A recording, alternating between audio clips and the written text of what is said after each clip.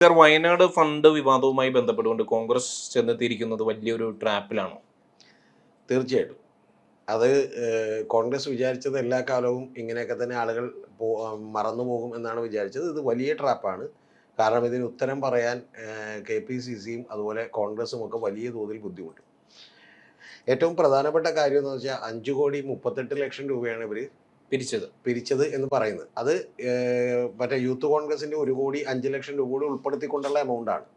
എന്നിട്ട് ഇവർ പറയുന്ന കണക്കിൽ തന്നെ വ്യത്യാസമുണ്ട്. കാരണം എന്താ വെച്ചിട്ടുണ്ടെങ്കിൽ ഈ പണം മതി യഥാർത്ഥത്തിൽ സ്ഥലം രജിസ്റ്റർ ചെയ്യാൻ. പക്ഷെ ഇവർ പറയുന്നത് സ്ഥലം രജിസ്റ്റർ ചെയ്യാൻ എക്സ്ട്രാ 97 ലക്ഷം രൂപ കൂടി മുടക്കി എന്നുള്ളതാണ്. അത് KPCCയുടെ തനത് ഫണ്ടിൽ നിന്ന് നൽകി എന്നാണ് പറയുന്നത്. അപ്പൊ ഏറ്റവും വലിയൊരു ചോദ്യമുള്ളത് ഇനി ഇതിന്റെ അടുത്തത് ഇപ്പൊ DCC പ്രസിഡന്റുമാരൊക്കെ ഫേസ്ബുക്കിലിട്ട കണക്കുകൾ ആളുകൾ എടുത്തുകൊണ്ടിരിക്കുകയാണ്. ആ കണക്കുകളൊക്കെ പുറത്തു വരുമ്പോൾ ഏതാണ്ട് 10 കോടി രൂപ എടുത്തു വരും. അല്ല, ആപ്പില് സ്ക്രീൻഷോട്ടിലെ ആപ്പ് പ്രകാരം എത്ര കോടി രൂപയാണ് പിരിച്ചത്? ആപ്പ് പ്രകാരം ഇപ്പോൾ ഒരു സ്ക്രീൻഷോട്ട് പ്രചരിക്കുന്നത് 54 കോടിയിലധികം രൂപ പിരിച്ചു എന്നാണ്. പക്ഷേ ആപ്പൂല ഒരു കോപ്പൂല എന്നുള്ളതാണ് ഇവർ പറഞ്ഞുകൊണ്ടിരിക്കുന്നത്. കാരണം ആപ്പ് തന്നെ ഒന്ന് ആലോചിച്ച് നോക്കി, വളരെ സിമ്പിളായിട്ട് അർജുൻ ഒന്ന് ആലോചിച്ച് നോക്കി. നമ്മൾ പിരിക്കാൻ വേണ്ടിയിട്ടൊരു ആപ്പ് ഉണ്ടാക്കുന്നു. ആ ആപ്പ് ഉണ്ടാക്കിയിട്ടുണ്ടെങ്കിൽ ആപ്പ് കഴിഞ്ഞോണ പ്രതിപക്ഷ നേതാവ് VD സതീശൻ പറഞ്ഞത് ആപ്പ് ഞങ്ങൾ ആവശ്യത്തിലേക്ക് പിരിച്ചു കഴിഞ്ഞു, അതുകൊണ്ട് ആപ്പ് ഉപേക്ഷിച്ചു എന്നാണ്. അങ്ങനെ ആരെങ്കിലും ഉപേക്ഷിക്കുമോ?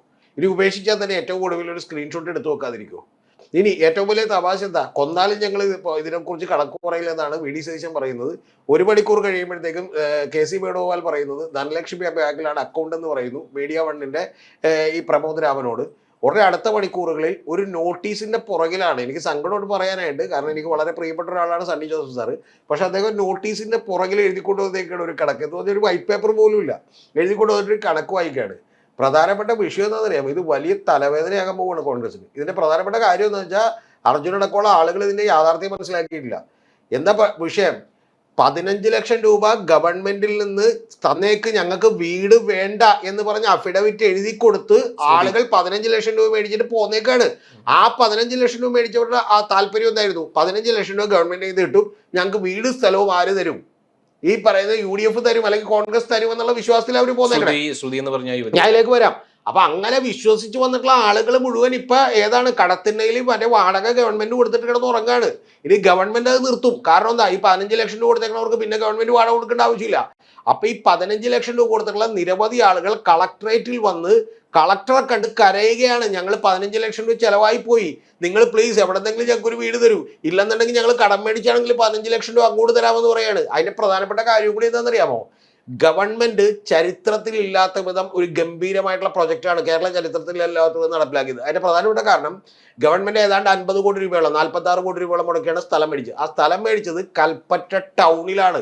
ആ കൽപ്പറ്റ ടൗണിൽ ഏറ്റവും കുറഞ്ഞൊരു 15-20 ലക്ഷം രൂപ എന്ത് കിട്ടും? പെർ സെന്റിന് വിലയുണ്ട്. ആ സ്ഥലത്ത് എന്ന് പറഞ്ഞാൽ 15 ലക്ഷം രൂപ വിലയുള്ള സ്ഥലം 7 സെന്റ് എന്ന് പറയുമ്പോൾ എത്രയായി? 1,05,00,000 രൂപയായി. 25 ലക്ഷം രൂപ വീടിൽ നിന്ന് കണക്കൂട്ടിയിൽ എത്രയായി? 1,30,00,000 രൂപയായി. 1,30,00,000 രൂപയുടെ പണം എന്ത് ചെയ്യാണ്? ആളുകൾക്ക് കിട്ടാണ്. അപ്പോഴാണ് ഈ തോന്നിവാസം ആര് കാണിച്ചത്? ഈ പറയുന്ന UDF കാണിച്ചത്.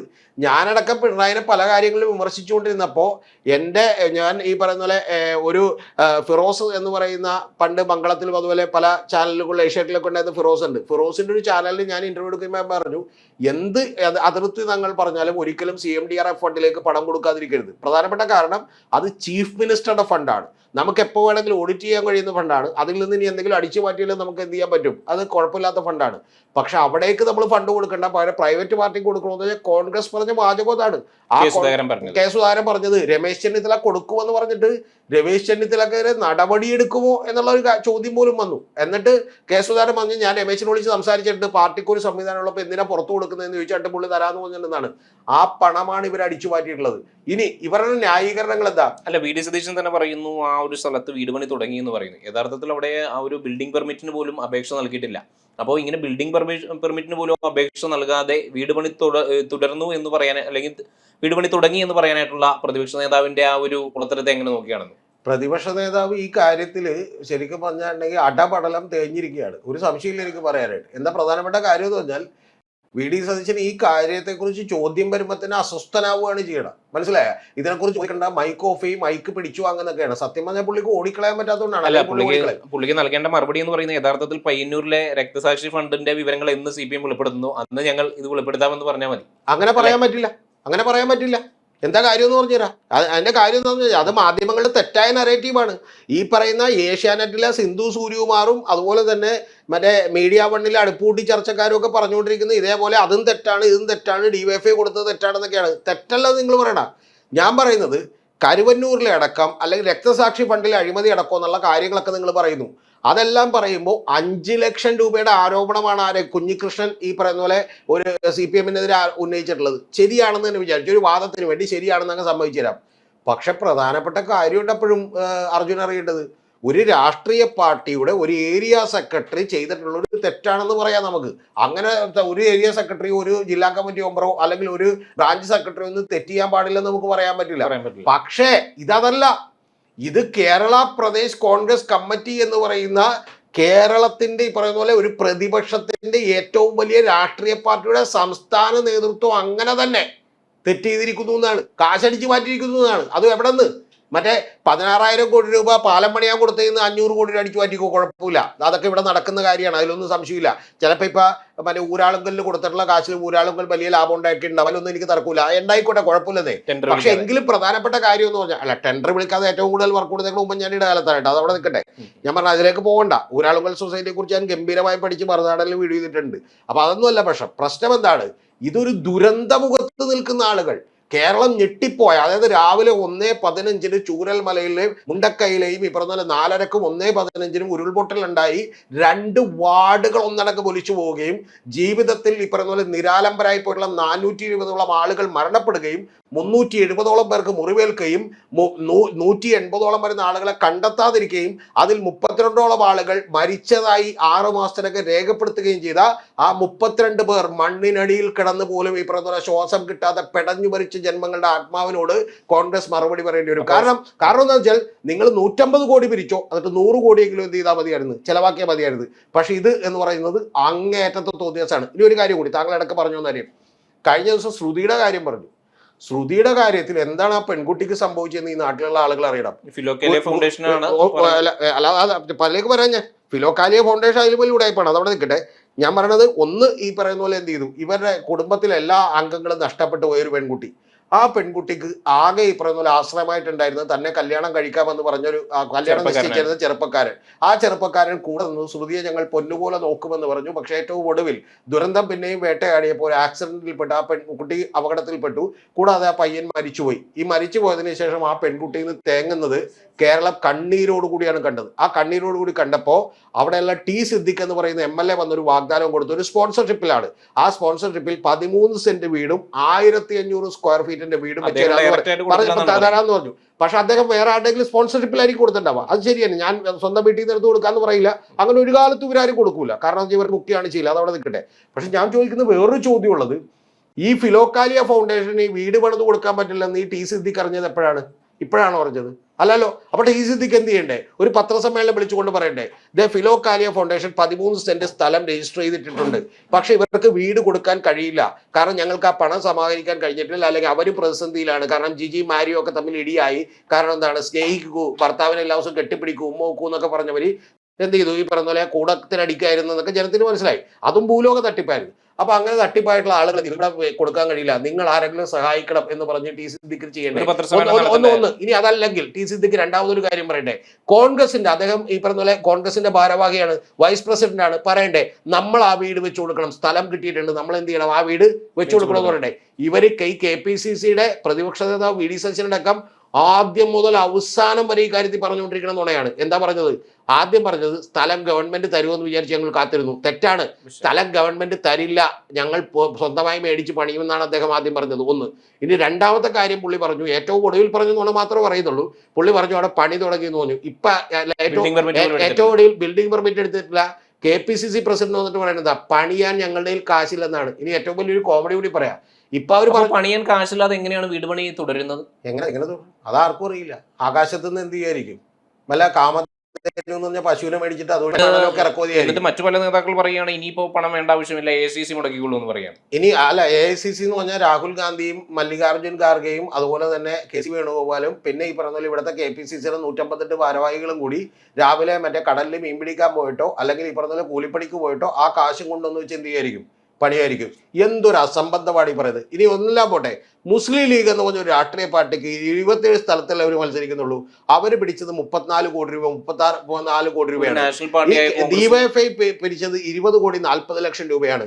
ഈ കോട്ടയത്ത് നിന്ന് മാത്രം, ഞാൻ ഈ കഴിഞ്ഞ ദിവസം ജയിക്കിനോട് സംസാരിച്ചപ്പോൾ ജയിക്ക് പറയും, കോട്ടയത്ത് നിന്ന് മാത്രം ഡിവൈഎഫ്ഐ, അതായത് പിരിവെടുത്തിട്ടല്ല, അവർ ചലഞ്ചുകൾ നടത്തി സമാഹരിച്ചത് മാത്രം 1 കോടി 5 ലക്ഷം രൂപയാണ്. ഇതെല്ലാം പോട്ടെ, യൂത്ത് കോൺഗ്രസ് എന്ന് പറഞ്ഞ സംഘടന പിരിച്ചത് 1 കോടി 5 ലക്ഷം രൂപയാണ്. അപ്പൊ എന്നിട്ട് പറയാണ് ഞങ്ങൾ ഈ പറഞ്ഞ പോലെ 4 കോടിയെ പിരിച്ചുള്ളൂ എന്ന് പറഞ്ഞാൽ, ഞാൻ സത്യം പറയുന്നു താങ്കളോട്, അടുത്തൊരു അപകടം ഇവർ ചെയ്തു വെച്ചിട്ടുണ്ട്. അതെന്താന്ന് പറഞ്ഞുതരാം. എല്ലാ DCC പ്രസിഡന്റുമാരും പിരിക്കുന്ന ആളുകളെ ഇങ്ങനെ നിർത്തിക്കൊണ്ട് മറ്റേ എന്ത് ചെയ്തിട്ടുണ്ട്, ഫോട്ടോ എടുത്തിട്ടുണ്ട്, കറുത്ത കണ്ണടയൊക്കെ വെച്ച് ഫോട്ടോ എടുത്തിട്ടുണ്ട്. ആ ഫോട്ടോകളെല്ലാം കൂടി കണക്ക് കൂട്ടുമ്പോൾ തന്നെ യഥാർത്ഥത്തിൽ VS ജോയ് മാത്രം മലപ്പുറത്ത് കോൺഗ്രസിന് എത്ര വില ഉണ്ടെന്ന് നമുക്കറിയാം. ആ മലപ്പുറത്ത് നിന്ന് മാത്രമാണ് 35-55 ലക്ഷം രൂപ പിരിച്ചതിന്റെ കണക്ക് എന്ത് ചെയ്യുന്നുണ്ട്, ഫേസ്ബുക്കിൽ ഇട്ടിട്ടുണ്ട്. അങ്ങനെ ഓരോരുത്തരും മേടിച്ച കണക്കിട്ട് നോക്കുമ്പോൾ തന്നെ ഇതിനേക്കാൾ കൂടുതൽ വരും. ഇത് വലിയ പുലിവാലാണ്. പിന്നെ ഒരു കാര്യം പറയാം, ഇതിലൊന്നും അത്ഭുതമില്ല കേട്ടോ. പ്രിയപ്പെട്ട ആളുകളോട് എനിക്ക് പറയാനുള്ളത്, നിങ്ങൾ എല്ലാവരും കൂടി ചെന്ന് പിണറായി വിജയന്റെ കാൽക്കലേക്ക് വീണിട്ട് പറയുക 15 ലക്ഷം രൂപ അറിയാതെ മേടിച്ചു പോയി സഖാവെ, ഞങ്ങൾ എങ്ങനെയെങ്കിലും സഹായിക്കണമെന്ന് പറയാം, അല്ലെങ്കിൽ നിങ്ങൾക്ക് ഈ ജന്മത്തിൽ വീട് കിട്ടാൻ പോകുന്നില്ല. അതിന്റെ കാര്യം എന്താണെന്ന് കൂടി പറഞ്ഞുതരാം. അതിന്റെ കാര്യം ഇവർക്കാർക്കും അറിയാത്തൊരു കാര്യമുണ്ട്. സ്മൃതി മന്ദിരം പണിയാന്ന് പറഞ്ഞ് കേക്കറിന്റെ പേര് പിരിവ് നടത്തിയ കാശ് എവിടെയെന്ന് ആർക്കും അറിയില്ല. അപ്പൊ തരില്ല. ഇതിപ്പോ ഇന്നും ഇന്നലെ തുടങ്ങിയില്ല കേട്ടോ. പനമ്പള്ളി ഗോവിന്ദമേനോന്റെ സ്മാരകം നിർമ്മിക്കാന്ന് പറഞ്ഞ് കാശ് മേടിച്ചില്ല. അതിന്റെ ഹിസ്റ്ററി ഒക്കെ പറഞ്ഞ ഒരുപാട് നീളും, അതുകൊണ്ട് പറയുന്നില്ല. ഇനി ഏറ്റവും ഒടുവിൽ ചെയ്തൊരു പണിയുണ്ട്. അതെന്താണെന്നറിയാമോ അർജുൻ? 2018 പ്രളയം വന്ന് വീടുകൾ നഷ്ടപ്പെട്ടവർക്ക് 1000 വീട് കൊടുക്കുമെന്ന് MM ഹസൻ KPCC ഇതുപോലെ തന്നെ പ്രഖ്യാപിച്ചു. നല്ല പിരിവ് നടത്തി. ഇതിൽ യൂത്ത് കോൺഗ്രസ് പ്രഖ്യാപിച്ചത് 30 വീടുകൾ. അത് പോട്ടെ, തമാശയാണ്. പുള്ളി 30 വീടൊന്നും, ഈ രാഹുൽ മാങ്കൂട്ടത്തിനൊക്കെ വേറെ ജോലിയുണ്ട്, അവൻ കാശ് പിടിച്ചിട്ടുണ്ട്, പക്ഷേ കാശിന് വേറെ ചെലവുണ്ട്. അത് നിൽക്കട്ടെ, പോട്ടെ. ഞാൻ പറഞ്ഞത് അടുത്തൊരു കാര്യമുണ്ടല്ലോ, ഈ പറയുന്ന ഏറ്റവും പ്രധാനപ്പെട്ട കാര്യമുണ്ട്. ഇത് MM ഹസൻ പ്രഖ്യാപിച്ചു വിട്ടാ. തൊട്ടടുത്ത് എന്താണെന്നറിയാമോ? മുല്ലപ്പള്ളി രാമേന്ദ്രൻ വന്നപ്പോൾ പുള്ളി പറഞ്ഞു, 1000 വീടൊന്നും നടപടിയാവൂല, ഒരു 500 വീട് ഞങ്ങൾ അങ്ങോട്ട് വെച്ച് തരും, അതുകൊണ്ട് നിങ്ങൾ തൃപ്തിപ്പെട്ടുള്ളൂ എന്ന് പറഞ്ഞു. എന്ന് പറഞ്ഞാൽ സാധാരണ ബിരിയാണി ഇല്ല, കഞ്ഞി തരാം, അതുകൊണ്ട് തൃപ്തിപ്പെട്ടുള്ളൂ എന്ന് പറഞ്ഞ പോലെ പുള്ളി പറഞ്ഞു. ജനം അത് കേട്ട് വിശ്വസിച്ചു. 500 വീട് വെച്ചില്ല, 5 വീട് വെച്ചില്ല, ഒരു വീട് വെച്ചില്ല, ഒരു ബാത്റൂം പോലും പണിത് കൊടുത്തില്ല. ഇവര് പിടിച്ച കാശ് എവിടെ പോയി? അപ്പൊ അത്തരത്തിലുള്ള ആളുകളാണ് ഗ്യാരണ്ടി ആയിട്ട് വരുന്നത്, തെരഞ്ഞെടുപ്പ് ഗ്യാരണ്ടിയുമായിട്ട്. 5ന് ഗ്യാരണ്ടി. അതും പ്രത്യേകിച്ച് ഇന്ദിരാഗാന്ധി ഗ്യാരണ്ടി. സത്യം പറഞ്ഞിട്ടുണ്ടെങ്കിൽ പണ്ട് പറ്റി ഇത് പറഞ്ഞ പോലെ ഇന്ദിരാഗാന്ധി എന്നൊക്കെ പറഞ്ഞു. അപ്പൊ ഇന്ദിരാഗാന്ധിയുടെ പേരൊന്നും എടുത്ത് നോക്കേണ്ട ആവശ്യമില്ല. വെറുതെ പുള്ളിക്കാരനെ ചീത്തയിപ്പിക്കാൻ വേണ്ടിയിട്ട് ഈ പേരൊന്നും എടുത്ത് നോക്കേണ്ട ആവശ്യമില്ല. ഇനി ഏറ്റവും വലിയ തമാശ എന്താ, ഈ വയനാടിന്റെ കാര്യത്തിൽ ഏറ്റവും വലിയ തമാശ എന്താ, അവിടെ നിന്ന് MP ആയിരുന്ന ആരാണ്? രാഹുൽ ഗാന്ധി. രണ്ടാമത് ഈ പറഞ്ഞ പ്രിയങ്കാന്തി. ഇനി അവിടുത്തെ സിറ്റുവേഷൻ എന്താ? ഇപ്പൊ ഒരാൾ തെരഞ്ഞെടുപ്പിന് മത്സരിക്കുന്നുണ്ട്, അയാളുടെ പേര് IC ബാലകൃഷ്ണൻ എന്നാണ്. എന്തിനാണ് പുള്ളി പ്രതി എന്നറിയാമോ? സ്വന്തം കൂടെ നിന്ന 74 വയസ്സുകാരനായിട്ടുള്ള ഒരു DCC ട്രഷറർ NM വിജയൻ, അദ്ദേഹം ആത്മഹത്യ ചെയ്തു. എങ്ങനെ ആത്മഹത്യ ചെയ്തതെന്നറിയോ? 36 വയസ്സുള്ള മാനസിക അസ്വസ്ഥതയുള്ള സ്വന്തം കൊച്ചിന് വിഷം കൊടുത്ത് കൊന്നിട്ടാണ് അയാൾ ആത്മഹത്യ ചെയ്തത്. ആത്മഹത്യ ചെയ്തതിന്റെ കാരണം എന്താണെന്നറിയോ നിങ്ങൾക്ക്?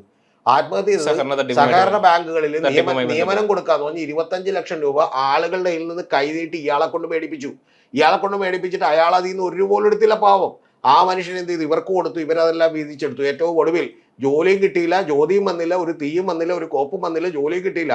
കിട്ടായിരുന്നപ്പോൾ ഇയാളുടെ വീട്ടിൽ ചെന്ന ആളുകൾ പ്രശ്നം ഉണ്ടാക്കിയപ്പോൾ ആ പാവം എന്ത് ചെയ്യുന്നറിയാമോ? ആ പാവത്തിന് പിടിച്ചേക്കാൻ കഴിയില്ലാത്തതുകൊണ്ട് അയാൾ സ്വന്തം വീട് പണയപ്പെടുത്തി ലോൺ എടുത്ത് ഇവർക്ക് കാശ് തിരിച്ചു കൊടുത്തു. ആ കാശ് തിരിച്ചു കൊടുത്തു, മുഴുവൻ കൊടുക്കാൻ പറ്റിയില്ല. അപ്പോഴും പ്രശ്നങ്ങൾ തീർന്നില്ല, തലവേദന തീർന്നില്ല. അങ്ങനെ ആ കടം 84 ലക്ഷം രൂപയായപ്പോഴാണ് അയാൾ ആത്മഹത്യ ചെയ്യുന്നത്. അന്ന് K. സുധാകരൻ പറഞ്ഞൊരു വാചകം എനിക്ക് ഇപ്പോഴും ഓർമ്മയുണ്ട്, ഫോണിലൂടെ പുറത്തു വന്നിട്ടുണ്ട്. എടാ നിങ്ങളൊക്കെ പെടുവിട്ട് എന്തെങ്കിലും ചെയ്തോന്നാണ്. അതായത് ഇതൊക്കെ ഇവിടെ കോമൺ ആണ്, നിസാരമാണ് എന്നുള്ളതാണ് ഏറ്റവും പ്രധാനപ്പെട്ട കാര്യം. ഞാൻ ഇത്തവണ വിചാരിക്കുന്ന ഒരു കാര്യം, അതുകൊണ്ട് മാത്രം കോൺഗ്രസ് ജയിക്കരുതെന്ന് വിചാരിക്കുന്ന ഒരാളാണ് ഞാൻ. എന്ന് പറഞ്ഞാൽ ഒരു ക്രെഡിബിലിറ്റി ഇല്ലാത്ത, ഒരു കൃത്യമായിട്ട് ഒരു വാഗ്ദാനവും നടപ്പിലാക്കാത്ത, ഇതുപോലെയുള്ള ആളുകളെ കൊള്ളയടിക്കുന്ന ഏറ്റവും വലിയ പ്രധാനപ്പെട്ട കാര്യമാണ്. M. സ്വരാജ് പറഞ്ഞൊരു വാചകമുണ്ട്, ശവം തൂക്കികൾ എന്നാണ്. ശരിയാണ് ആ കാര്യം. എന്താ കാര്യം എന്ന് വെച്ചിട്ടുണ്ടെങ്കിൽ, കള്ളന്മാർക്ക് പോലും ഒരു എത്തിക്സ് ഉണ്ട്. അവർ മരിച്ചു കിടക്കുന്നവരുടെ ഒരു ആഭരണവും എന്ത് ചെയ്യില്ല, കക്കൂല, പണവും മോഷ്ടിക്കില്ല. കാരണം അങ്ങനെയുള്ള ആളുകളെ നികൃഷ്ടരായിട്ടാണ് കള്ളന്മാർ പോലും കണക്കൂട്ടുന്നത്. മനസ്സിലായോ? അതായത് അങ്ങനെ ചെയ്യുന്ന ഒരു വൃത്തികേടായിട്ടാണ് അവർ പോലും കണക്കൂട്ടുന്നത്. അപ്പൊ അവരെക്കാൾ വലിയ വൃത്തികേടാണ് ദുരന്ത മുഖങ്ങളിൽ 2018 ഈ വയനാട് ഫണ്ടിലും ഒക്കെ കാണിച്ചിട്ടുള്ളത്. അതുകൊണ്ട് ഒരു സംശയവും ഇല്ല എനിക്കിതുകൊണ്ട് വലിയ നഷ്ടങ്ങൾ ഉണ്ടാവും. നിങ്ങൾ ഉദ്ദേശിക്കുന്ന പോലെ അല്ല, എനിക്ക് വലിയ നഷ്ടങ്ങൾ ഉണ്ടാവും. പക്ഷെ സത്യം പറയാതിരിക്കാൻ പറ്റില്ല, ഈ കാണിക്കുന്ന അങ്ങേറ്റത്തെ പോക്കൃത്തിനാണ്. ഞാൻ കോൺഗ്രസിനോട് ഇപ്പോഴും പറയുന്നു, നിങ്ങൾ 250-300 കോടി പിടിച്ചെടുക്കുക. നിങ്ങൾ 50 കോടിക്ക് ഒരു 50 വീട് വെച്ച് അവർക്ക് കൊടുക്ക്. നിങ്ങളുടെ തോന്നേക്കണം 50 പേരെ ഉണ്ടാവുള്ളൂ. ഇനി കാശില്ലാന്നാണല്ലോ പറഞ്ഞത്. നിങ്ങളൊരു 10 കോടി രൂപ മുടക്കി 50 കാശില്ലാന്നാണല്ലോ പറഞ്ഞിരിക്കുന്നത്. കാശില്ലാതെ ഇനി ശരിക്കും പറഞ്ഞാൽ രാഹുൽ ഗാന്ധിയും പ്രിയങ്ക ഗാന്ധിയും സോണിയാഗാന്ധിയൊക്കെ പണിക്കുമായിട്ട് എന്ത് ചെയ്യും? അവർ വല്ല വിദേശത്ത് പണിക്കുമായിരിക്കും. ബാക്കി KC വേണോലും ഇവരൊക്കെ എന്ത് ചെയ്യായിരിക്കും? ഇവിടെ മറ്റേ ചെറിയൊരു ജില്ലയിലെ ഇതൊരു ദുരന്തം പോലും കൈകാര്യം ചെയ്യാൻ കഴിയാത്തവർ എങ്ങനെയാണ് ഇന്ത്യയുടെ രാജ്യത്തെ പ്രധാനമന്ത്രിയാവാൻ പോകുന്നത്? ഇനി ഇതിനേക്കാൾ വലിയൊരു കാര്യം കൂടി ഉണ്ട്. ഇതിൽ രക്ഷപ്പെട്ടത് BJP ആണ്. കാരണം മോദി വന്ന് കൈനീട്ടി കാണിക്കുകയും ഒരു പെൺകുട്ടീനെ എടുത്തു ഉയർത്തുകയും മറ്റേ ലാളിക്കുകയൊക്കെ ചെയ്തിട്ട് പുള്ളി കൈയും വീശി പോയി. പുള്ളി 270 കോടി രൂപ നൽകി. അതിനുശേഷം 50 വർഷത്തേക്ക് പലിശരഹിത വായ്പ നൽകിയില്ല. അതൊക്കെ തോന്നിയ ദിവസം പോക്കൃത്തരാണ് കാണിക്കണം. 3000 കോടി രൂപ ബീഹാറിന് കൊടുക്കുമ്പോൾ പുള്ളി വരൾച്ചയെ നേരിടാൻ കൊടുക്കുമ്പോഴാണ് ഇവിടെ എന്ത് ചെയ്തേക്കണേ തോന്നിയ ദിവസം കാണിച്ചേക്കണം. ദേശീയ ദുരന്തമായിട്ട് പ്രഖ്യാപിക്കാൻ കഴിയില്ലല്ലോ. ദേശീയ ദുരന്തമായിട്ടൊന്നും പ്രഖ്യാപിക്കേണ്ടെന്നേ. നിങ്ങൾ കയ്യിലുള്ള കാശ് കൊടുത്താൽ മതി. നിങ്ങൾ കയ്യിലുള്ള ഈ പറഞ്ഞ പോലെ 250-500 കോടി കൊടുത്താൽ മതി. 2000 കോടിയാണ് കേരളം ചോദിച്ചത്. വേണ്ട, നിങ്ങൾ 500 കോടി എന്ത് ചെയ്യും? സ്വാഭാവികമായിട്ടും ആ ക്യാപെക്സ് ഫണ്ട് 50 വർഷത്തെ പലിശരഹിതമായിട്ട് കൊടുത്തത് കൊണ്ട് ഗുണമല്ലേ? 50 വർഷം 50 വർഷത്തെ എന്തിനാണ് പലിശരഹിതമായിട്ട് കൊടുക്കണം? അപ്പോഴും കടമല്ലേ? എന്തിനാണ് വിഴിഞ്ഞം പോർട്ടിൽ ഈ പറഞ്ഞ പോലെ കടമായിട്ട് കാശ് കൊടുക്കണം? നിങ്ങൾ ഈ പറഞ്ഞ പോലെ ചിറ്റമ്മ നയമാണ് യഥാർത്ഥത്തിൽ. ചിറ്റമ്മ നയം എന്ന് പറയുന്ന ഒരു പൊളിറ്റിക്കലി ഇന്റർപ്രേറ്റഡ് ആയിട്ടുള്ള വാക്കാണ്. പക്ഷെ അതാണ് യഥാർത്ഥത്തിൽ ഈ പറഞ്ഞ പോലെ കേരള ഗവൺമെന്റിനോട് കാണിക്കണം. കാരണം എന്താ വെച്ചിട്ടുണ്ടെങ്കിൽ ഇതിന്റെ പ്രധാനപ്പെട്ട വിഷയം എന്താ വെച്ചാൽ ഈ കേരളത്തിലെ ഗവൺമെന്റിനും ജനതക്കോ യാതൊരു അധികാരം നൽകുന്നില്ല. അതേസമയം ബീഹാറിനും കഴിഞ്ഞ തവണ ആന്ധ്രക്കും എന്ത് ചെയ്തു? വലിയ സഹായം പ്രഖ്യാപിച്ചു. എന്താ കാര്യം? കാരണം അവരെ ഭരിക്കുന്നത് ഭരണം നിലനിർത്തുള്ളതാണെങ്കിൽ അവരുടെ സഹായം വേണം. അത്തരത്തിലുള്ള കാര്യമാണ്. അപ്പൊ അത് ചെയ്യുന്ന കേന്ദ്ര ഗവൺമെന്റ് ഇങ്ങോട്ട് കാണിച്ചത് പോക്രിത്തരമാണ്. പിന്നെ എയിംസ് വരും മറ്റേ മോനെ എന്ന് വിളിച്ചാൽ ഒരു മറ്റേ മോനെ ഒരു എയിംസും വരില്ല. ഇപ്പൊ യഥാർത്ഥത്തിൽ എയിംസ് വരുമെന്ന് ഇപ്പൊ വാഗ്ദാനത്തിൽ എഴുതി വെച്ചിട്ടുണ്ട്. അതുകൊണ്ട് പക്ഷെ ഞാൻ പറഞ്ഞു വന്നത് ഇതുകൊണ്ട് രക്ഷപ്പെട്ടത് BJP ആണ്. കാരണം എന്ന് വെച്ചാൽ വലിയ വിമർശനം BJP നേരിടേണ്ടി വരുമെന്നാണ് BJP വിചാരിച്ചത്.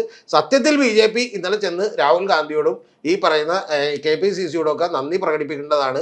കേക്കും കൊടുക്കേണ്ടതാണ്. ഈ ഈസ്റ്ററിന് ചിലപ്പോൾ അവർക്ക് പോത്തലത്തിയതും ഈ പറഞ്ഞ പോലെ എന്താണ് പോർക്ക് ഫ്രൈ ഒക്കെ കൊടുക്കേണ്ടതാണ്. അതിന്റെ പ്രധാനപ്പെട്ട കാരണം ഞങ്ങളെ ഭാഗത്ത് ഇത് തൽക്കാലത്തേക്ക് ഇത് എന്ത് ചെയ്തല്ലോ രക്ഷപ്പെടുന്നത് ഒന്ന്. രണ്ടാമത്തത് യഥാർത്ഥത്തിൽ ഇവരോട് ഏറ്റവും കൂടുതൽ സ്നേഹം ഉണ്ടാകുന്നത് പിണറായി വിജയനായിരിക്കും. കാരണം എന്താ വെച്ചിട്ടുണ്ടെങ്കിൽ തെരഞ്ഞെടുപ്പിൽ ഇതൊരു പരാജയമാകുമോ കോൺഗ്രസിന്? ഞാനിത് തുറന്ന് താങ്കളോട് പറയാം. ഉണ്ണി ബാലകൃഷ്ണൻ എന്ന് പറയുന്ന പ്രഗത്ഭ, പക്ഷേ ഐ സി ബാലകൃഷ്ണനും സിദ്ദിഖും ഒക്കെ പരാജയപ്പെടുക എന്ന് പറഞ്ഞു കഴിഞ്ഞാൽ ബുദ്ധിമുട്ടുള്ള കാര്യമാണ്. IC ബാലകൃഷ്ണൻ ഒന്നും പരാജയപ്പെടൂല. അവിടെ നമ്മളിപ്പോ അത് അടുത്തത് ചർച്ച ചെയ്യാൻ പോകണം. അവിടെ ജയിക്കും. പക്ഷെ പ്രധാനപ്പെട്ട ഒരു കാര്യമാണ്, അത് വയനാടിന്റെ ചില പ്രത്യേകതകൾ കൊണ്ട് അവരവിടെ ജയിക്കും. പക്ഷെ പ്രധാനപ്പെട്ട ഒരു കാര്യം, കേരളത്തിലെ വേറൊരു 10-20 സീറ്റുകൾ ഇതുകൊണ്ട് എന്ത് ചെയ്യും? നഷ്ടപ്പെടും.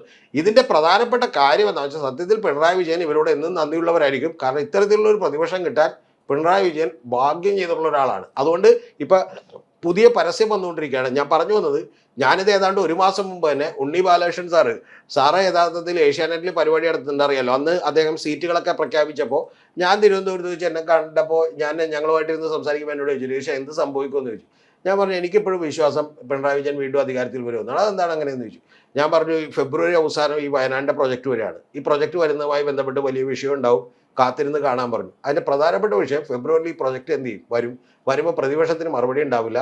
പ്രതിപക്ഷം സത്യത്തിൽ ഈ പ്രൊജക്ട് വരും പ്രചരണം വന്നപ്പോഴാണ് ഒരു കാര്യം കൂടി ശ്രദ്ധിക്കണം, ഓടിപ്പാഞ്ഞു പോയൊരു സ്ഥലം മേടിച്ചത്. അത് ആ സ്ഥലത്തെ ആളുകൾക്ക് താമസിക്കാൻ പറ്റൂലട്ടാ, എലിഫന്റിന്റെ ഈ പറയുന്ന വന്യമൃഗങ്ങളുടെ ശല്യം. പക്ഷെ വേണമെങ്കിൽ കോൺഗ്രസിന് പറഞ്ഞേക്കാം അങ്ങനെ നമ്മൾ എല്ലാ സഹവർത്തിത്വത്തോടും ജീവിക്കണം. കാരണം പുലിയും കടുവയും ആനയൊക്കെ വരുമ്പോൾ നമ്മൾ എന്ത് ചെയ്യണം? അവരെ കെട്ടിപ്പിടിച്ച് ഉമ്മോച്ച് ജീവിക്കണമെന്ന് പറയാം. സത്യത്തിൽ ഇവര് വെച്ചു കൊടുക്കുന്ന സ്ഥലത്ത് വീട് മേടിച്ചോ പെട്ടു. കാരണം ബാക്കിയുള്ളവർ ഇനി വലിയ പ്രശ്നം ഉണ്ടാകുമ്പോഴെന്ന് വെച്ചാൽ ഇവര് മേടിച്ചു കൊടുക്കുന്ന സ്ഥലത്തിന് വീട് വെച്ച് കൊടുത്താൽ പോലും ആളുകൾക്ക് സംതൃപ്തി ഉണ്ടാവില്ല. എന്താ കാര്യം? ഗവൺമെന്റ് അപ്പുറത്ത് ചിന്തിക്കാൻ കഴിയാത്ത ഒരു പ്രൊജക്റ്റാണ് അപ്പുറത്ത് എന്ത് ചെയ്തേക്കണേ. പക്ഷെ അതൊന്നും താമസയോഗ്യമായിട്ടില്ലല്ലോ. 150 വീടുകളിൽ താമസയോഗ്യമായിട്ടില്ലല്ലോ. അതൊരു പിയർ സ്റ്റണ്ട് പോലെയല്ലേ ഗവൺമെന്റ്? താമസയോഗ്യമായിട്ടുണ്ട്. അവിടെ വെള്ളം വന്നിട്ടില്ല, വൈദ്യുതി കണക്ഷൻ കിട്ടിയിട്ടില്ല, അത്രേ ഉള്ളു. അതിപ്പോ എന്റെ പൊന്ന് അർജുൻ വീട് വെച്ച് നോക്കിയിട്ടുണ്ടെങ്കിൽ മനസ്സിലാവും. ഈ വീടിന്റെ പണി അങ്ങാട് ഫിനിഷ് ആയി. ആയിക്കോട്ടെ. പക്ഷെ കേരളത്തിൽ ഇന്ന് വരെ ഇപ്പൊ മൂലമ്പള്ളിയിൽ കുടിയൊഴിപ്പിക്കപ്പെട്ടവർക്ക് എന്തെങ്കിലും കിട്ടിയോ? ഗവൺമെന്റ് കൊടുത്ത സ്ഥലത്ത് പോലും അവർക്ക് വീട് പണിയാനുള്ള മറ്റേ പെർമിറ്റ് സാങ്ഷൻ പോലും കിട്ടിയത് ഒരുപാട് വൈകിയാണ്. കേരളത്തിന്റെ ചരിത്രത്തിൽ നമ്മൾ കുറ്റമൊക്കെ പറയാൻ വേണമെങ്കിൽ എന്ത് വേണമെങ്കിലും കേരളത്തിന്റെ ചരിത്രത്തിൽ ഇതുപോലൊരു പുനരധിവാസ പദ്ധതി ഇതുവരെ നടന്നതായിട്ട് നമ്മുടെ ചരിത്രത്തിലില്ല. അതിന്റെ ജനങ്ങളുടെ ഒരു ഒത്തൊരുമ കൊണ്ടല്ലേ? അത് നമുക്കൊരു പാർട്ടിയുടെ ഗവൺമെന്റിന്റെ ഒരു മികവല്ല, ജനങ്ങളുടെ ഒരു ഒത്തൊരുമ കൊണ്ടല്ലേ ഇതെല്ലാം നടപ്പായിട്ടുള്ളത്. CMDRF ഫണ്ട് ജനങ്ങളുടെ ഒത്തൊരുമ കൊണ്ട് മാത്രമല്ല, അതൊരു തെറ്റായ ഫണ്ട് നൽകാൻ ജനങ്ങളാണല്ലോ മുഖ്യമായിട്ടുള്ള ഫണ്ട് നൽകാൻ ജനങ്ങളാണ്. ആയിക്കോട്ടെ, ഇതിനു മുമ്പ് എന്താ ഗവൺമെന്റിൽ ഫണ്ടില്ലാത്തതുകൊണ്ടാണ് ഇത് നടപ്പാഞ്ഞ്. ഇപ്പൊ മൂലമ്പള്ളി കുടിയൊഴിപ്പിക്കൽ പദ്ധതി അടക്കം നിരവധി കുടിയൊഴിപ്പിക്കലും ഈ പറഞ്ഞ പുനരധിവാസ പദ്ധതികളും നടപ്പിലാക്കാതിരുന്നത് ഗവൺമെന്റ് കയ്യിൽ, അതായത് കേരള ഗവൺമെന്റ് പാപ്പരായിട്ട് വേറെ കൂലിപ്പണിയെടുത്ത് ജീവിക്കാൻ പോയതുകൊണ്ടാണോ? അല്ല. പകരം ഇച്ഛാശക്തിയുള്ള ഒരു മുഖ്യമന്ത്രിയോ ഒരു ഭരണാധികാരിയോ നമുക്ക് എന്തില്ലാത്തതുകൊണ്ടാണ്, ഇല്ലാത്തതുകൊണ്ടാണ്. യാഥാർത്ഥ്യമാണ്. അതായത് പണ്ട് മൻമോഹൻ സിംഗിന്റെ കാലത്ത് പണിതിരുന്ന ഹൈവേകളെക്കാൾ ഏതാണ്ട് ഈ പറയുന്ന പോലെ 23 ഇരട്ടി ഹൈവേകൾ ഇപ്പൊ പണിയുന്നു, 23,000 കിലോമീറ്റർ പെർ ഡേ പണിയുന്നു എന്ന് പറഞ്ഞാൽ അത് കൃത്യമായിട്ട് നിതിൻ ഗഡ്കരിയുടെ മിടുക്കാണ്. ആ മിടുക്കില്ലെന്ന് നമുക്ക് പറയാൻ പറ്റില്ല. അതുകൊണ്ട് അപ്പൊ റോഡ് ഉണ്ടായിരുന്നില്ലേ, ഇന്ത്യ രാജ്യം ഇവിടെ ഉണ്ടായിരുന്നില്ലേ, വിടങ്ങെടുത്ത് പണിയായിരുന്നില്ല എന്ന് വെച്ചാൽ പണിയാനാരും തയ്യാറായിട്ടില്ല. അത് യാഥാർത്ഥ്യമായിട്ടുള്ള ഒരു കാര്യമാണ്. അതുപോലെ തന്നെ പിണറായി വിജയൻ സർക്കാർ വികസനം കൊണ്ടുവന്നില്ലെന്ന് ആർക്കും പറയാൻ പറ്റില്ല. പിണറായി വിജയൻ എന്ന് പറയുന്ന ഒരു നേതാവ് പറഞ്ഞാൽ പറഞ്ഞ കാര്യം ചെയ്യുന്ന ഒരാളാണ്. ബാക്കി എന്ത് വിയോജിപ്പുണ്ടെങ്കിലും അതുകൊണ്ടാണ് യഥാർത്ഥത്തിൽ ഇതിൽ പെട്ടുപോയത്. പിന്നെ കോൺഗ്രസിന്റെ അവസ്ഥ അതിദയനീയമാണ്, ദാരുണമാണ്. ഇനി ഒരു കാര്യം പറയാം, ഇവരിപ്പോ പറഞ്ഞുകൊണ്ടിരിക്കുന്നത് ഇപ്പൊ തന്നെ ഈ സ്ഥലം മേടിച്ചെന്നുകൊണ്ടാന്ന് അറിയാമോ? എന്തുകൊണ്ടാ? സമ്മർദ്ദം വന്നുകൊണ്ടാ. ഈ സമ്മർദ്ദം വന്നിട്ട് പോലും പ്രതിപക്ഷ നേതാവ് പറഞ്ഞുകൊണ്ടിരിക്കുന്ന പണി തുടങ്ങിയെന്നാണ്. ഇല്ലാത്ത കാശ് വെച്ച് അവിടെ പണി തുടങ്ങിയെന്ന് പറയണ. അവിടെ വഴിക്ക് വേണ്ടി ഇറക്കിയിട്ട മെറ്റൽ കണ്ടിട്ട് പുള്ളി പറഞ്ഞു ഇതേ മെറ്റൽ ഇറക്കിയിട്ടേക്കെട്ട് പറഞ്ഞു. ഇതുപോലെയുള്ള വങ്കത്തരങ്ങളും വിഡ്ഢിത്തങ്ങളും ഒക്കെ പറഞ്ഞ് ജനത്തെ മുഴുവൻ പറ്റിക്കാൻ പറ്റുന്ന ഒരു സ്റ്റേജ് അല്ല ഇപ്പോൾ ഉള്ളത്. സോഷ്യൽ മീഡിയ നിറഞ്ഞാടുന്ന ഒരു കാലമാണ്. ചുരുക്കി പറഞ്ഞാൽ അപ്പോൾ നമ്മുടെ ആ ഒരു നമ്മൾ വിളിച്ചിരുന്ന മുദ്രാവാക്യം എന്ന് പറയുന്നത് സ്വർണം കട്ടത് ആരപ്പ എന്നുള്ളത് ഫണ്ട് കട്ടത് ആരപ്പ എന്നുള്ളതാക്കി മാറ്റാൻ കോൺഗ്രസിന്റെ പ്രവർത്തി കൊണ്ട് തന്നെ കഴിഞ്ഞിട്ടുണ്ട്. ഞാൻ സത്യം പറഞ്ഞ ഒരു കാര്യം അർജുനോട് പറയട്ടെ, എന്റെ വിശ്വാസം ഞാൻ പറയാം. ഇനി അയ്യപ്പന്റെ സ്വർണം കട്ടിട്ടുണ്ട്, ഇതിനു മുമ്പ് അവിടെ പിത്തളവും പാത്രവും ചെമ്പും ഒക്കെ അടക്കം എല്ലാവരും കട്ടണ്ടു പോയിട്ടുണ്ട്. പക്ഷെ ഞാൻ വിചാരിക്കുന്ന ഒരു കാര്യം എന്ന് പറഞ്ഞിട്ടുണ്ടെങ്കിൽ ഈ പറഞ്ഞ പോലെ നമുക്കൊക്കെ വിശ്വാസമുണ്ടെങ്കിൽ, വിശ്വാസികളൊന്നും ചിന്തിക്കില്ല, അതിനെ ശിക്ഷിക്കാൻ ഈ പറഞ്ഞ പോലെ ദൈവത്തിന് കഴിയും. അതൊന്നും അത്ര വലിയ കാര്യമായിട്ട് ഞാൻ എടുക്കുന്നില്ല. പക്ഷെ ഏറ്റവും വലിയ ക്രൂരതയായിട്ട് ഞാൻ കാണുന്നത് ഒരു ദുരന്ത മുഖത്ത് നിന്ന് എന്ത് ചെയ്യുന്നവരെയാണ്, അത് കൊള്ളയടിക്കുന്ന ആളുകളാണ്. മനസ്സിലായി? ഈ നന്മ മരങ്ങളൊക്കെ ഈ ഗവൺമെന്റ് പിടിക്കേണ്ട കാലം കഴിഞ്ഞു എന്നുള്ള അഭിപ്രായമാണ് ഞാൻ. അതിലുള്ള ഏറ്റവും വലിയ ഇപ്പൊ കേരളത്തിലെ ഏറ്റവും പ്രസക്തമായ മുദ്രാവാക്യം എന്ന് പറയുന്നത് ഫണ്ട് കട്ടവൻ ആരപ്പ എന്നുള്ളതാണ്. അല്ല, ഞാനൊരു കാര്യം കൂടി പറയാം. കേരളത്തിലേക്ക് ഏറ്റവും വലിയ ഒരു കോൺഗ്രസ് നേതാക്കളിൽ ഒരാളോട് ഞാൻ പറഞ്ഞു, നിങ്ങൾ എന്തിനാണ് ഈ തലവേദന എടുത്തു വെച്ചത്? വീടൊന്നും പണിതു കൊടുക്കാൻ നിങ്ങൾക്ക് കഴിയില്ല. നിങ്ങൾ അതുകൊണ്ട് പ്രത്യേകമായിട്ടൊരു കാര്യം ചെയ്യണം. നിങ്ങൾ CMDRF ഫണ്ടിലേക്ക് ആ കാശ് കൊടുത്താൽ പോലെ വെറുതെ ഈ പുലിവാല പിടിക്കണ്ട, എന്നിട്ട് ഗവൺമെന്റിനോട് നിങ്ങൾക്ക് പ്രഷറൈസ് ചെയ്യായിരുന്നു എന്ന് പറഞ്ഞു. അപ്പോൾ പുള്ളി എന്നോട് ശരിക്കും പറഞ്ഞു ഒന്ന് ചിരിക്കുക മാത്രമാണ് ചെയ്തത്. പക്ഷെ ആ ചിരിയുടെ ഉദ്ദേശം എനിക്ക് ഇപ്പോഴാണ് മനസ്സിലായത്. പക്ഷെ അങ്ങനെ കൊടുത്താൽ ഒരു കുഴപ്പമുണ്ട്. കാരണം എന്താ, ഈ കാശ് എന്ത് ചെയ്യാൻ പറ്റില്ല, അടിച്ചു മാറ്റാൻ പറ്റില്ല. മനസ്സിലായി? അടിച്ചു മാറ്റാൻ പറ്റില്ല. അങ്ങനെ അടിച്ചു മാറ്റാൻ പറ്റാത്തത് കൊണ്ടിട്ട് പിന്നെ എന്ത് ചെയ്യും, ഇത് തലവേദന തരും. പിന്നെ ഒരൊറ്റ കാര്യം പറയാം, സത്യത്തിൽ കോൺഗ്രസ് അടക്കം എല്ലാവരും വിചാരിച്ചിരുന്ന ഒരു കാര്യം, മുസ്ലിം അടക്കം വിചാരിച്ചിരുന്ന ഒരു ഒറ്റ കാര്യമുണ്ട്. ആ കാര്യം എന്താണെന്ന് വെച്ചാൽ ഇതൊന്നും ഗവൺമെന്റ് ഒന്നും പണിതു കൊടുക്കാൻ പോണില്ല, പ്രശ്നമില്ലെന്നാണ്. കൊടുക്കുമെന്ന് വിചാരിച്ചിട്ടില്ല. കൊടുത്തപ്പോഴാണ് ഇത് മുഴുവൻ പുലിവാലായത്. ഗവൺമെന്റ് ഇപ്പൊ ഇത് കൊടുത്തില്ലെങ്കിൽ ഇത് പ്രശ്നവുമില്ല. ഗവൺമെന്റ് കൊടുത്തപ്പോഴാണ് തലവരായത്. പക്ഷെ എനിക്ക് 100% ഉറപ്പായിരുന്നു പിണറായി സർക്കാർ ഇത് കൊടുക്കുമെന്ന്. കൊടുക്കാൻ പോകുന്നത് സർക്കാർ മാത്രമല്ല, മുസ്ലിം ലീഗിന്റെ നേതൃത്വത്തിന്റെ ഒരു ആർജവത്തെ കൂടി നമ്മൾ അഭിനന്ദിക്കേണ്ടതാണ്. മുസ്ലിം ലീഗും നടപ്പിലാക്കി ആ ഒരു ആർജവത്തെ കൂടി നമ്മൾ അഭിനന്ദിക്കേണ്ടതാണ്. മുസ്ലിം ലീഗൊക്കെ ഇതുപോലെ യാതൊരു സഹായം കൂടാതെ, ഗവൺമെന്റിന്റെ യാതൊരു സഹായം കൂടാതെ അവർ ഇത്രമാത്രം നടപ്പാക്കാൻ കഴിഞ്ഞിട്ടുണ്ടെന്നുണ്ടെങ്കിൽ വെറും 2 ഡിസ്ട്രിക്റ്റിലുള്ള പാർട്ടിയാണല്ലോ മുസ്ലിം ലീഗ്. അവർക്ക് എത്രമാത്രം നടപ്പാക്കാൻ കഴിഞ്ഞിട്ടുണ്ടെന്നുണ്ടെങ്കിൽ അല്ല, മുസ്ലിം ലീഗ് ഇത് നടപ്പിലാക്കുക എന്നുള്ള കാര്യത്തിൽ എനിക്കൊരു അവിശ്വാസമില്ലായിരുന്നു. മുസ്ലിം ലീഗ് നടപ്പിലാക്കുക. കാരണം മുസ്ലിം ലീഗ് കുറെ കൂടി ആർജവമുള്ള ഒരു നിലപാടാണ് എടുക്കുന്നത്. ഒന്ന്, ഇനി മുസ്ലിം ലീഗ് അടക്കമുള്ള ആളുകൾ ഫണ്ട് കുറെ പിരിച്ചിട്ടുണ്ടാവും. എന്തായാലും അത് ഞാൻ പറയുന്നത് നിങ്ങൾ എത്ര വേണമെങ്കിലും ഫണ്ട് പിരിച്ചു, ഇത് നടപ്പിലാക്കി കൊടുത്താൽ മതി. പക്ഷെ പ്രധാനപ്പെട്ട ഒരു വിഷയം കൂടി ഇനി പറയാം. മുസ്ലിം ലീഗ് അടക്കം ഒരു പ്രതിസന്ധി അഭിമുഖീകരിക്കാൻ പോകുന്നുണ്ട്. ആ അഭിമുഖീകരിക്കാൻ പോകുന്നത് എന്താണെന്ന് വെച്ചിട്ടുണ്ടെങ്കിൽ അല്ലാതല്ല, LDF ഈ പദ്ധതി പരിപൂർണമായിട്ടാവുകയും ഏതാണ്ട് ഒരു കൊല്ലം കഴിയുമ്പോഴത്തേക്ക് എല്ലാവരും കയറി താമസിക്കുകയും ചെയ്യുന്ന ഒരു സമയത്ത് ആ പ്രൊജക്റ്റുകൾ പോയി ഈ മുസ്ലിം ലീഗിന്റെ വീട് മേടിച്ചവർ കാണുകയും ചെയ്യുമ്പോൾ ഒരു കമ്പാരിസൺ വരികയും ദൈവം ഇതിനേക്കാൾ നല്ലത് അതായിരുന്നല്ലോ എന്ന് ചിന്തിക്കുകയും ചെയ്യുന്നൊരു ഒരു പ്രശ്നം വരും. പക്ഷെ എങ്കിൽ പോലും മുസ്ലിം ലീഗ് തൽക്കാലത്തേക്ക് UDF കുറച്ചൊന്ന് സേവ് ചെയ്തു. കാരണം എല്ലാവരും ഇതുപോലെയല്ല, ഞങ്ങളെങ്കിലും മര്യാദക്ക് എന്ത് ചെയ്യും, ഈ പണി ചെയ്യും എന്ന് പറയാൻ കഴിഞ്ഞു. അവിടെയാണ് ഒരു വീടിന്റെ കല്ല് പോലും കെട്ടാത്ത, തറ പോലും കെട്ടാത്ത കോൺഗ്രസ് നിൽക്കുന്നത് എന്നുള്ളതാണ് ഏറ്റവും പ്രധാനപ്പെട്ട കാര്യം. ഇനി ഒരു കാര്യം കൂടി ഞാൻ പറയാം, ഇത്തവണ ഭരണം കിട്ടിയാലും ഇല്ലെങ്കിലും കോൺഗ്രസിന്റെ പദ്ധതി മറക്കുന്നതായിരിക്കും നല്ലത്.